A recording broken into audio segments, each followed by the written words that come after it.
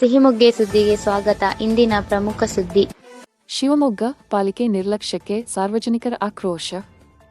ಹೌದು ಪ್ರಿಯ ವೀಕ್ಷಕರೇ, ನೋಡಿ, ಇದು ಸೋಮವಾರ ಸಂಜೆ ಗುಡುಗು ಸಹಿತ ಭಾರೀ ಮಳೆಯ ಅವಾಂತರ ಶಿವಮೊಗ್ಗದ ತೀರ್ಥಹಳ್ಳಿ ರಸ್ತೆ ಬೈಪಾಸ್ ಸ್ಥಿತಿ. ಕೇವಲ 2 ಗಂಟೆ ಮಳೆಗೆ ಹಳೆ ಮಂಡ್ಲಿವರೆಗೆ ರಸ್ತೆ ಪೂರ್ತಿ ನೀರು ತುಂಬಿ ಜನಜೀವನ ಅಸ್ತವ್ಯಸ್ತಗೊಂಡಿದೆ. ಅರ್ಧ ಅಡಿಯಷ್ಟು ನೀರು ನಿಂತಿರುವುದರಿಂದ ವಾಹನ ಸವಾರರು ಹೈರಾಣಾಗಿದ್ದಾರೆ.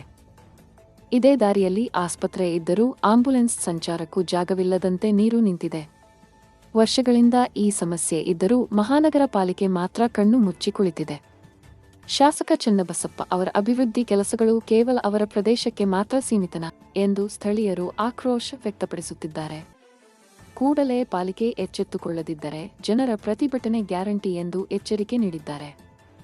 ವರದಿ ಇರ್ಫಾನ್ ಕನ್ನಡಿಗ. ಇಂತಹ ಇನ್ನಷ್ಟು ಸುದ್ದಿಗಳಿಗಾಗಿ ಫಾಲೋ ಮಾಡಿ ನಿಮ್ಮ ಸಿಹಿಮೊಗ್ಗೆ ಸುದ್ದಿ ನಿಮ್ಮದು, ವರದಿ ನಮ್ಮದು. ಸುದ್ದಿ ಹಾಗೂ ಜಾಹೀರಾತಿಗಾಗಿ ಸಂಪರ್ಕಿಸಿ. ನಿಮ್ಮ ಬೆಂಬಲ ನಮಗೆ ಪ್ರೋತ್ಸಾಹಧನ.